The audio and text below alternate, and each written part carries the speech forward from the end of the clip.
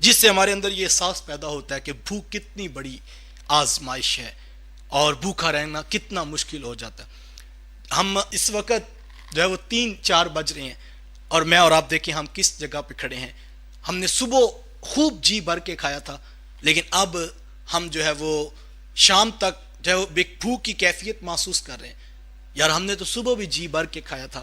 شام مغرب کے وقت بھی ہمیں جی بھر کے کھانے کو میسر آئے گا، لیکن ذرا ان لوگوں کا بھی تو خیال کیجئے جو صبح دسترخوان پہ بیٹھے تو سوائے پانی کے گلاسوں کے ان کے پاس کچھ نہیں تھا، اور وہ پانی پی کر دوبارہ مسجد میں جا کر بیٹھ گئے، اور شام کو دسترخوان سجنے لگا تو وہاں پر سوائے پانی کے گلاسوں کے کچھ دکھائی نہیں دے رہا تھا۔ وہ لوگ بھی تو ہیں جن کو کھانے کے لیے نان شبینہ بھی میسر نہیں، ہمیں ان کی طرف بڑھنا ہے۔ ہمیں یہ احساس اس لیے اجاگر کیا گیا ہے، بڑی مشکل ہے، یقین جانیے بھوک بڑی آزمائش ہے۔ ہمارے ایک دوست ہیں تو وہ ان کے گھر کوئی کام کرنے والی خاتون آتی تھی تو اس کے ساتھ چھوٹی بچی بھی آ جاتی۔ یہ بات 3-4 سال قبل انہوں نے سنائی مجھے، لیکن میں جب بھی اس عنوان پر آتا ہوں تو یہاں رک جاتا ہوں اور میرے آنکھوں کے سامنے وہ ایک منظر سا گھوم جاتا ہے۔ تو وہ کہتے کہ وہ 8-9 سال کی بچی بھی اس کے ساتھ کام کرنے آتی، تو میرے گھر والوں نے کہا کہ یہ بچی کو کھانا دے دو، تو اس کی ماں کہنے لگی باجی اس کا بھی روزہ ہے۔ تو میں نے کہا یہ 8-9 سال کی بچی ہے تو اس کے اوپر تو روزے فرض ہی نہیں ہوئے، تو اتنا سخت روزہ 16-17 گھنٹے کی بھوک ہے تو آپ نے اس کو کیوں روزہ رکھوایا ہے؟ تو کہتی کہ اس کی آنکھوں میں ہلکی سی نمی آ گئی اور وہ کہنے لگی باجی ان کو فرق نہیں پڑتا، ان کے پورا سال ہی روزے چلتے ہیں، کبھی کھا لیا اور کبھی نہ کھایا، کبھی میسر آیا اور کبھی نہ آیا، ہستی پلکوں کے نیچے غم بھی پلتے ہیں، مگر کب کوئی دیکھتا ہے اتنی گہرائی میں۔ ایک طبقہ تو وہ ہے اس وقت جو ملک کے لاک ڈاؤن کے حالات ہیں، ایک طبقہ تو وہ ہے جو سرے بازار آ گیا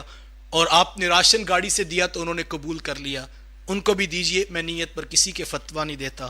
لیکن یہ یاد رکھیے گا اصل آزمائش اس کی ہے جو سفید پوش ہے، جو خوددار ہے اور جو کسی سے جا کر یوں ہاتھ نہیں پھیلا سکتا، اس کا گزارا بہت مشکل ہے۔ وہ مصلی پہ بیٹھ کے اپنے رب کو اپنی دل کی کیفیت سنا کے اٹھ جاتا ہے۔ پچھلے سال تو ہم یہ کہتے تھے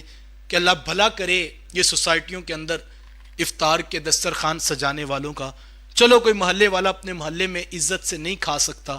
تو وہ کسی دور دراز سوسائٹی میں جا کر اپنے 2 بچوں کو سائیکل پر بٹھا کر جو ہے وہ وہاں پر سر جھکا کے کم از کم پیٹ کی بھوک مٹا کر واپس پلٹ آتا تھا،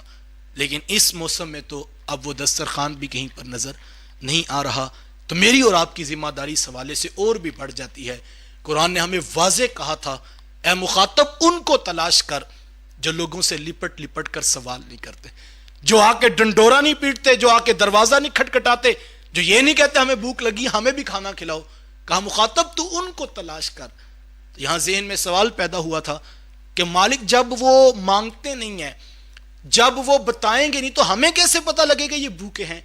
تو قرآن نے بڑا خوبصورت جواب دیا، کہا اے مخاطب تو ان کو ان کے چہروں سے پہچان لے گا۔ بھوکے کی آنکھیں تجھے بتائیں گی یہ بھوکا ہے، اور پیاسے کا چہرہ تجھے بتائے گا یہ پیاسا شخص ہے اور یہ مجبوریوں کا مارا تیرے سامنے کھڑا ہے۔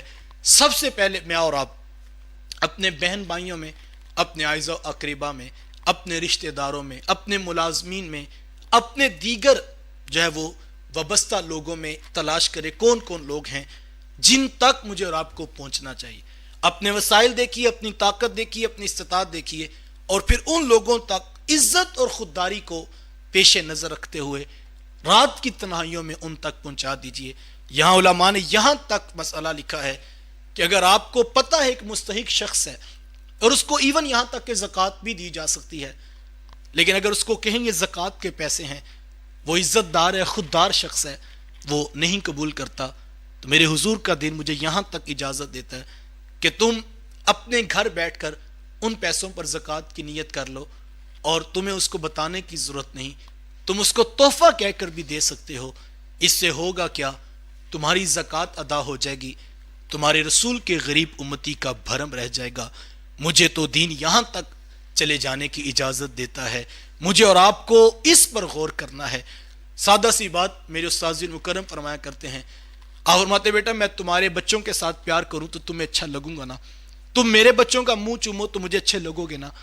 تو کہا بیٹا جو حضور کی غریب امت سے پیار کرے گا وہ اللہ کے رسول کو کتنا پیارا لگے گا. بڑا مزہ ہے بڑے بڑے افسروں کے ساتھ بیٹھ کر افطار کرنے کا, بڑا لطف ہوگا جو ہے وہ شاہی دسترخوان پر بیٹھنے کا, بڑا لطف ہوگا M N A M P S اور وزیروں کو اپنے ہاں بلا کر افطار پر بٹھانے کا. لیکن کبھی ہو سکے تو اپنے مالی, اپنے چوکیدار, اپنے ملازم, اپنے کلرک کو بھی بلا کر, صرف خاص انہی 8-10 لوگوں کو بلا کر اگر آپ گھر میں عزت کے ساتھ اسی پروٹوکول کے ساتھ جو آپ امراء کو دیتے ہیں ان کو کھلائیں گے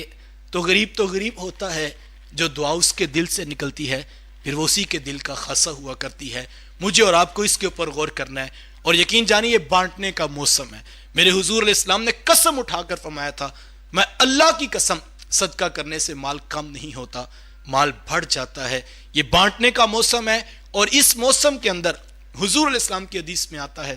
اللہ اکبر, حضور فرمایا کہ جو شخص اپنے ملازم سے, اپنے ماتحت سے, اپنے نوکر سے کوئی بوجھ ہلکا کر دے, تخفیف کر دے, نوکری کے گھنٹے تو اس نے کہا چلو اب 1 گھنٹہ روزے ہیں تم بھی زیادہ ریسٹ کر لیا کرو, چلو یہ تمہارا بوجھ کم کر دے. تو کوئی بھاری کام تو اس نے کہا یہ رمضان کے بعد کر لیں گے, ابھی ان دنوں میں یہ سمپل روٹین چلنے دو. حضور مت اگر تم نے اس کے اوپر سے بوجھ کم کر دیا اللہ کل تمہیں بخشش و مغفرت کا حصار عطا کرے گا. یہ عمل میں اور آپ پیش نظر رکھیں, جو کسی کے لیے کر سکتے ہیں بانٹنا شروع کیجئے, رب عطا کرنا شروع فرما دے گا.